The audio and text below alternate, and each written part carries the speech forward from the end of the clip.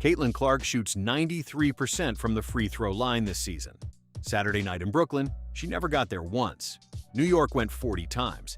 Breanna Stewart alone took more free throws than the entire Indiana roster in Cathy Engelbert's own tournament. The Fever led by 12. They lost by 8. And tonight, they have to get up and play again in Washington, while the commissioner says nothing at all. Indiana didn't lose this game at the rim. They lost it at the stripe. 15 feet of free hardwood, one whistle at a time. Picture the third quarter. 57-45 Fever, 3.5 minutes left in the period. A 12-point road lead over a Liberty team that had won 3 straight. New York closed that quarter on a 10-0 run, and the last point of it came on a free throw, awarded after Aaliyah Boston picked up a technical as the period ended. The fourth was worse. New York trailed 66-62 midway through, then ripped off a 19-4 run to take the game. Here's the part that matters. Stewart shot 11 of 12 from the line during that burst alone. Her 2 free throws with 3:36 left put New York ahead for good.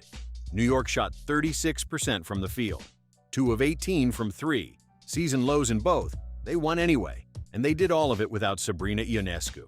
Back soreness, 1 game played all season. A shorthanded Liberty team, shooting the worst it's shot all year. And the line carried them home. Here's what the Liberty actually won at the line Saturday, and what it's about to cost Indiana in Washington. Look at what New York did to Caitlin Clark. She started cold, 0 for 5 in the first quarter. No field goal until 3 minutes into the second. She kept working anyway. 10 points, 9 rebounds? No, flip that. 9 assists, 7 rebounds, 1 shot away from flirting with a triple-double. And 5 fouls. That 5th foul put her on the bench while the lead bled out. By the time she checked back in, 4 minutes left, Stewart was at the line putting New York ahead. Then the Liberty went straight at her. Their rookie guard, Pauline Astier, said it out loud to reporters afterward. They knew Caitlin had 5 fouls, so they kept attacking, kept being aggressive. No code words, no apology. The scouting report was, she can't touch anyone, so drive at her until something falls. Stewart did the same thing to the front court, baiting Boston and the Indiana bigs into contact on every catch. Boston finished with 5 fouls of her own, plus the technical. And look, New York did nothing wrong here. Smart teams attack what the whistle has weakened. The real question is how the whistle got there in the first place. One team got hunted Saturday night. It wasn't New York. Now sit with the numbers, because they don't need any help from me. 40 free throw attempts for New York, 15 for Indiana, 27 fouls called on the Fever, 19 on the Liberty. Stewart went 18 of 21, a career high in makes, and her 21 attempts by herself beat what the entire Indiana roster was given all night. And Caitlin Clark, the 93% shooter, the player who lives downhill with defenders draped on her, attempted 0. Not a bad night at the line. No line at all. 10 points, 9 assists, 5 fouls against her, and not 1 trip the other way. You can argue any single call. You can't argue a 25 attempt gap. Teams don't coach their way around that, and they don't shoot their way around it either. Not when the other side's offense is 2 of 18 from deep and still walking off with the win. The question isn't whether the whistles decided Saturday. The question is who's responsible for the whistles. Now, here's where it gets uncomfortable for Cathy Engelbert. This wasn't a random Saturday in June. This was a Commissioner's Cup game, the in-season tournament Engelbert's office created in 2021, with a $500,000 prize pool attached and a final coming June 30th. Her event, her showcase, her name, functionally, on the trophy. And Indiana isn't a tourist in this tournament. The Fever are the defending Commissioner's Cup champions. They won Engelbert's trophy last summer, and they did it during the stretch when Clark was hurt, which made it the franchise's proof that the future was real. Engelbert has called Clark the most popular athlete in America. She's credited her with bringing tens of millions of new viewers to this league. Those are her words on the record. So, hold both facts at once. The player? The commissioner built her growth story around played 40 minutes of the commissioner's own tournament and was never sent to the free throw line a single time.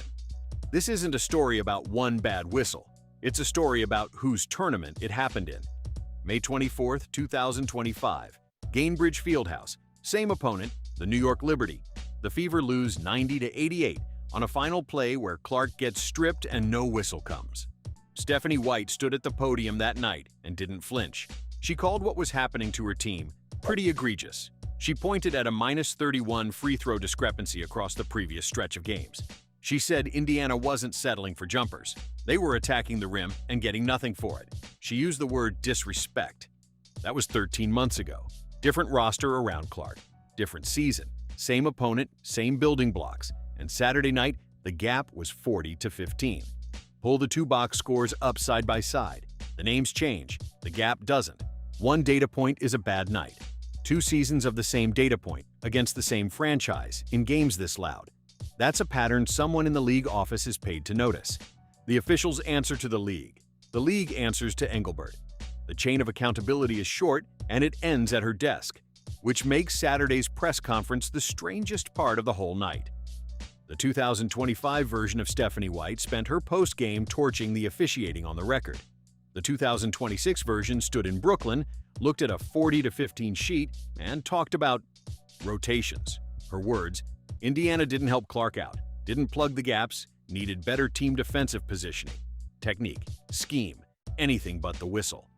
Clark held the same line. No complaints about the officials, nothing quotable for the league office to read on Sunday morning. Maybe that's discipline. Maybe it's a team that knows public criticism of officiating comes with a price tag in this league and decided 5-5 was a bad time to pay it.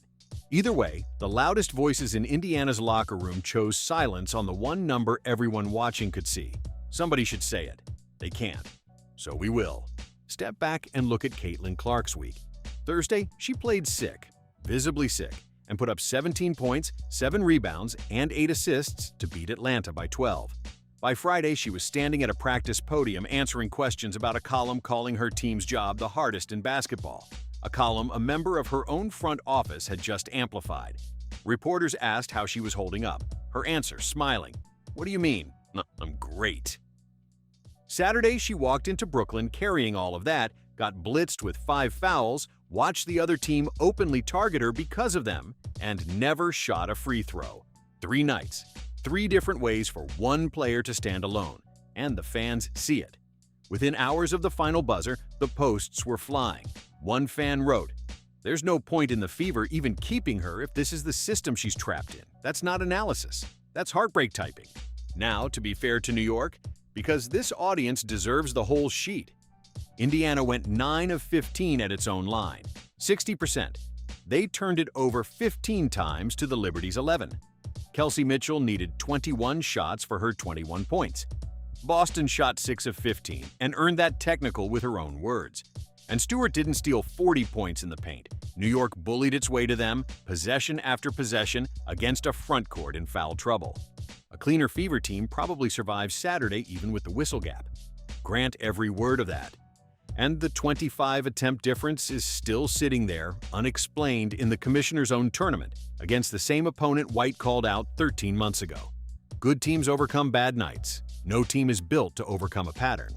So here's where the Fever stand, 5-5. Tonight in Washington, 7 o'clock, 1 day's rest, with a cup defense still alive and a final on June 30th that suddenly looks a lot further away than it did at halftime in Brooklyn. The road is where this season keeps going sideways to. Portland by 16, Golden State by 2, now Brooklyn. Washington should be winnable.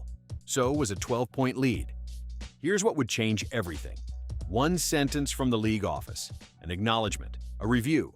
Anything that says the most watched player in the sport gets the same whistle as everyone else in the Commissioner's own event. History says that sentence isn't coming. Engelbert's office went quiet after May of 2025, and it was quiet again Sunday morning. The Fever have until 7 o'clock tonight. The locker room is watching. The fans who packed Barclays to see Clark are watching. And the Commissioner, the one whose name is on this tournament, whose growth story runs through number 22, hasn't said a word.